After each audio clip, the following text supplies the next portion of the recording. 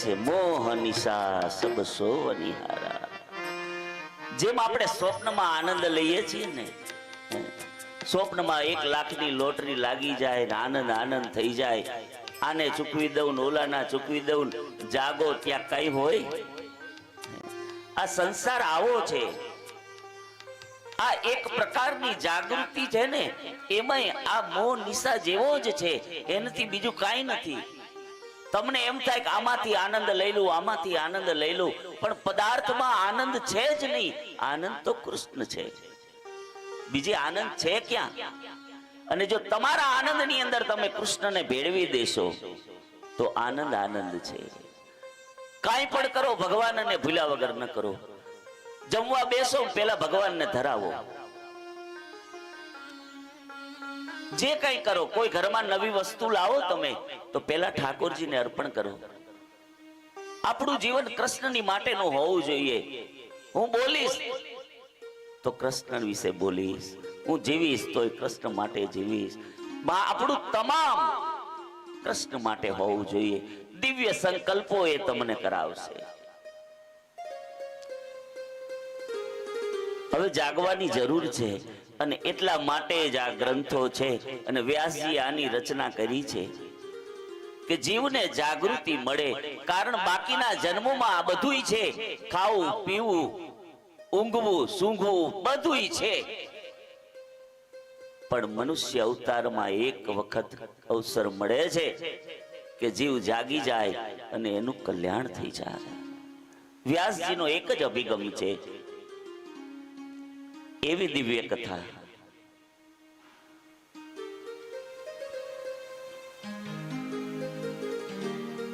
ગઈકાલની કથામાં આપણે જોયું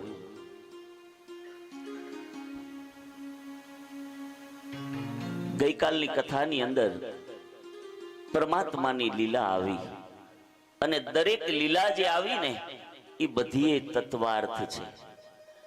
એક એક રાક્ષસ આપણી અંદર છે, એક એક રાક્ષસ. અને જો એક એક રાક્ષસ આપણને દેખાઈ જાય ને એટલે એને દૂર કરવાનો છે.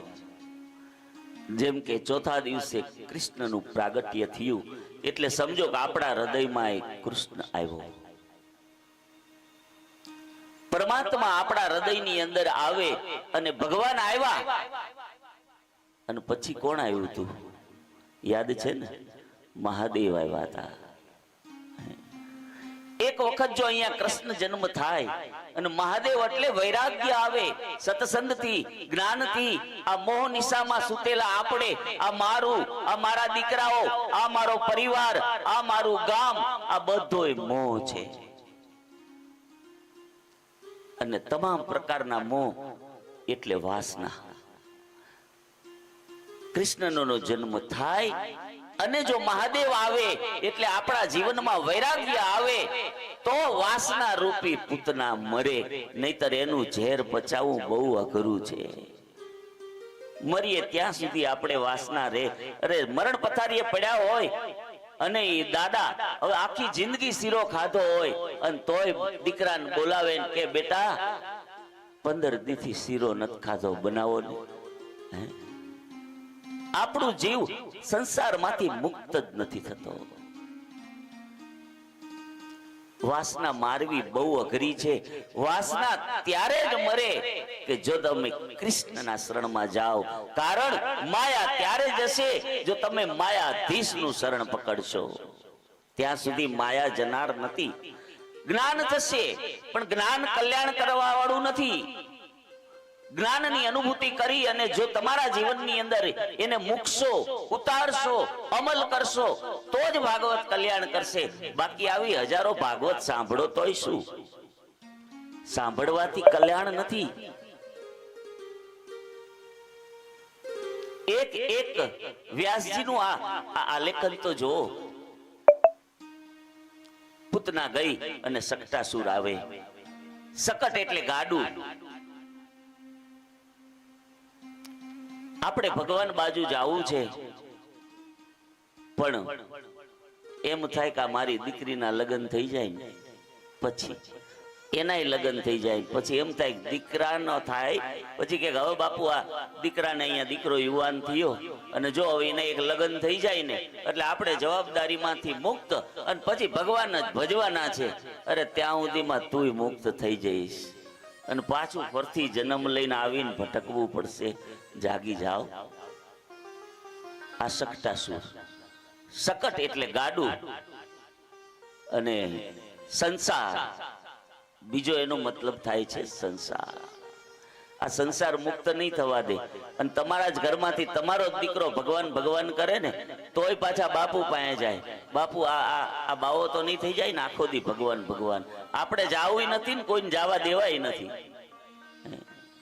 નાનો દીકરો હોય ને મંદિર જાય ને તો એમ કે અત્યારથી મંદિર જવાનું હોય, લખવા વાંચવા બેસ. મોટો થઈને જાય છે, કરવા દો ને. આંગળી પકડીને જવાબદારી તમારી છે, તમારે લઈ જવાનો છે.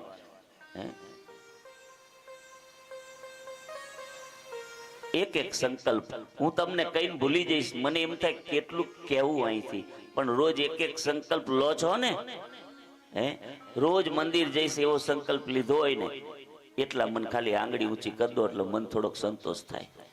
રોજ મંદિર જઈશ અને એ નિયમને પૂરો કરજો જીવનભર. ભાગવતમાં બેસીને તમે નિયમ લઈ રહ્યા છો. મારો બીજો કોઈ હેતુ નથી. આપણું જીવનના પગથિયાઓ ઈશ્વર બાજુ એક એક એક એક જાય. હવે ક્રોધ નહીં કરવું એવું કેટલાય કીધું બનાભાઈ. ક્રોધ નહીં કરવું. વાહ.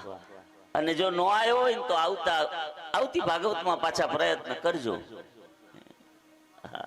એક એક નિયમ લો. મારો કહેવાનો મતલબ વિનોદ કરું છું તમારી સાથે, પણ એક એક નિયમ લો અને એક એક નિયમનું પાલન કરો. અને પછી જુઓ કે તમે જે આનંદ જગતના પદાર્થોમાં શોધો છો એ આનંદ તો અહીંયા જ છે, પણ અહીંયાથી આ હૃદય સુધી પહોંચતા પહોંચતા અનેક જીવનો જતા રહે છે. બાકી દુનિયામાં ભટકવાની જરૂર નથી. એક વખત આંખ બંધ કરીને હૃદયની અંદર દ્રષ્ટિ કરો, અંદર બેઠેલો છે. આવરણ હટી જાય ને અંદર વારો જ બહાર સાબિત થઈ જાય છે. પણ જ્ઞાન નથી જીવને. એક વખત જાગી જાય અને પછી જાગી જાય ને ચેતી જાય. હો, એ ભૂલ ન કરે. બાકી તો કઈક 69,000 વર્ષ સુધી વિશ્વામિત્રજીએ તપ કર્યું, પાણીની અંદર ઉભા રહીને અને એક મેનકાના ઘૂંઘરૂના અવાજે એનો તપને ભંગ કરી નાખ્યું. તો હું ને તમે તો શું વિસાતમાં છીએ. જાયગા પછીની જાગૃતિ એ જરૂરી છે. જો ભૂલ કરશો તો પાછા ભવાટ કવિમાં ખોવાઈ જશો.